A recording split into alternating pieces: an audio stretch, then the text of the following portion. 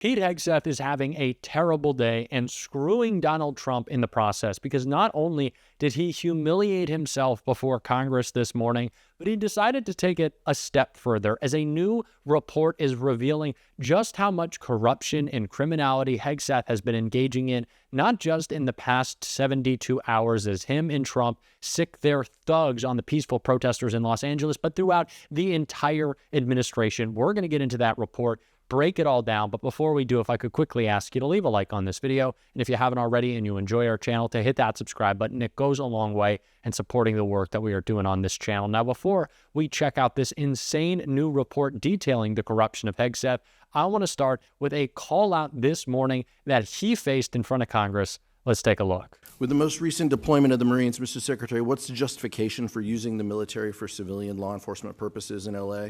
Why are you sending war fighters to cities to interact with civilians? Every American citizen deserves to live in a community that's safe, and ICE agents need to be able to do their job. They're being attacked for doing their job, which is deporting illegal criminals. That should happen in any city, Minneapolis or Los Angeles. And if they're attacked, that's lawless, and President Trump believes in law and order. So he has every authority, and he has done mobilizing National Guard or active duty troops under U.S. code to protect federal agents in their job, which is exactly what we're doing, and we're proud to do it. We're proud to do it. 10 U.S.C. of the U.S. Code 12406 as a legal basis that the president used cites 3 examples and circumstances for the Guard: invasion by a foreign nation, rebellion or dangerous rebellion against the authority of the government of the United States, or the president is unable with regular forces to execute the laws of the United States. Which authority is triggered here to justify the use? I don't know. You just read it yourself, and people can listen themselves, but it sounds like all 3 to me.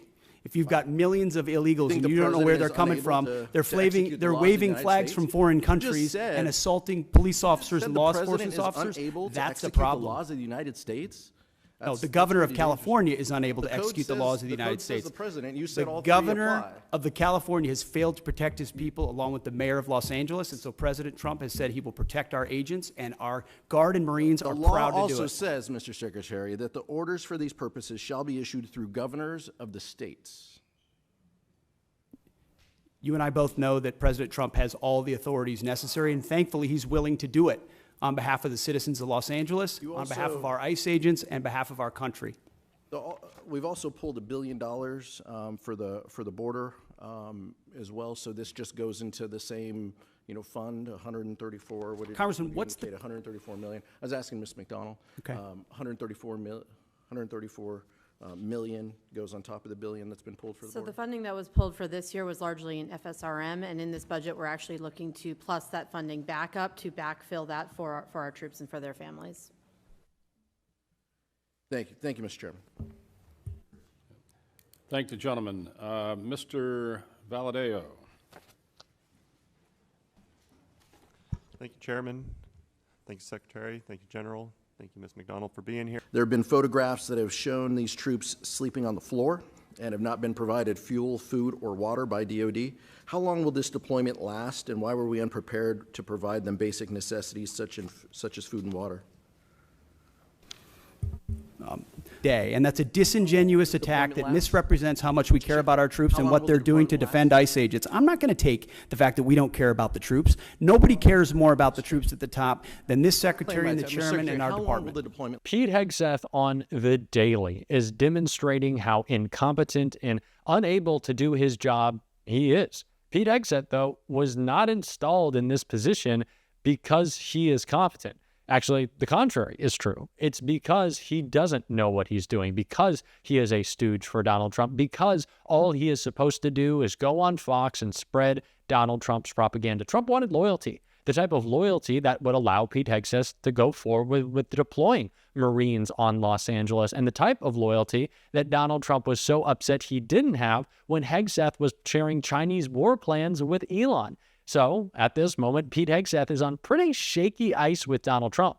And it only got worse after this report revealed just how awful the corruption is within this administration. And I'm sure Pete's going to get a little call from Trump after. Pete Hegseth dumped up to $550,000 in stocks right before Liberation Day, a new report reveals. Defense Secretary Pete Hegseth sold off nearly 24 stocks before Donald Trump's tariff announcement sent the stock market into a tailspin, according to new disclosure reports. Hegseth sold between $100,000 and $550,000 in stocks on March 24th, 9 days before Liberation Day, and those 23 stocks included Amazon, Apple, Lowe's, Walmart, and other companies that lost value after the tariff announcement, and ethics experts took notice. An appearance of wrongdoing, an appearance of insider trading, or the appearance that people are more focused on their stock portfolio than working on behalf of the American public is just as bad as if a violation actually occurred, because our system relies on the public being able to trust our leaders and trust in the system, said Delaney Marsko, ethics director at Campaign Legal Center. The news outlet Notice has previously reported that numerous officials and lawmakers made advantageous stock trades ahead of Donald Trump's announcement, but another ethics expert said Hegseth should have sold off his stocks before taking over as defense secretary, which he didn't do. Hegseth's signed ethics agreement did not list plans to divest from any specific stocks, and his ethics compliance certification responds to questions about stock divestiture with NA. When high-level officials are engaging in stock trading, it is raising questions in the mind of the public as to what did they know in that cabinet meeting, said Cynthia Brown, senior ethics counsel at Citizens for Responsibility and Ethics in Washington. Those are the concerns that come up when people who have the ability to influence policy at the highest level in ways that can affect the markets are engaging in these kinds of trades during times where we know the markets are fluctuating significantly. Pete Hegseth is in government to kiss Donald Trump's ass, to protect his pocketbooks, and, to build makeup studios. Isn't that his big accomplishment at the Pentagon? That's about it. And of course it is. Donald Trump did not surround himself with anyone competent, and that was on purpose. He wants their loyalty, and he wants the power that should be coming from their positions. Donald Trump wants to be a dictator. He has made that clear, and his cognitive decline only makes that desire to be an authoritarian even scarier. And we have seen that play out in LA, and we need to be loud in calling it out, which my Congressman Maxwell Frost was in this takedown of Trump, Hegseth, and the entire administration right here. The framers expected Congress to establish a local government for D.C., and Congress has established various forms of local government for D.C. since 1802. The Supreme Court has held that Congress may delegate to D.C. legislative authority over local D.C. matters. In 1973, Congress passed the D.C. Home Rule Act, which gave D.C. an elected chief executive and an elected legislature, the mayor and the D.C. City Council. The purpose of the Home Rule Act is to, quote, grant the inhabitants of the District of Columbia powers of local self-government and, quote, to relieve Congress of the burden of legislating upon essentially local D.C. matters, end quote. H.R. 884 contravenes the purpose of the Home Rule Act. D.C.'s Local Residents Voting Amendment Act of 2022 allows D.C. residents who are not yet U.S. citizens to vote only in local elections. Only in local elections, namely for mayor, members of the city council, the state board of education, attorney general, advisory neighborhood commissioner, and ballot measures. The D.C. law does not allow non-citizens to vote in federal elections, which is a crime under federal law. Regardless of your views on the merits of non-citizen voting for local elections, we have to acknowledge that D.C. is not the first, nor are they the only jurisdiction in our country to allow this. At various points throughout throughout American history, Congress in 40 states have allowed non-citizens to vote in local, state, territorial elections, including the home state of the sponsor of this bill. Congress did not prohibit non-citizens from voting in federal elections until 1996. And today, about 20 municipalities allow non-citizens to vote in local elections. I also want to address very specific concerns that we're hearing from our Republican colleagues. Number one, they're concerned that foreign diplomats might vote in local D.C. elections. We believe, number one, that that's highly unlikely, both because they have to renounce their right to vote in their home country and because D.C. has no authority over federal matters and has only limited local self-government. In D.C., the penalty for voter fraud includes imprisonment for up to 5 years. To be eligible to vote in D.C., a person must maintain their residency in D.C. for at least 30 days before the election and cannot claim voting residence or the right to vote in any state, territory, or country. In a letter to Congress, the D.C. Board of Elections made it clear that to vote in a D.C. local election, a foreign diplomat would have to, quote, effectively renounce their right to vote in their country of origin, end quote.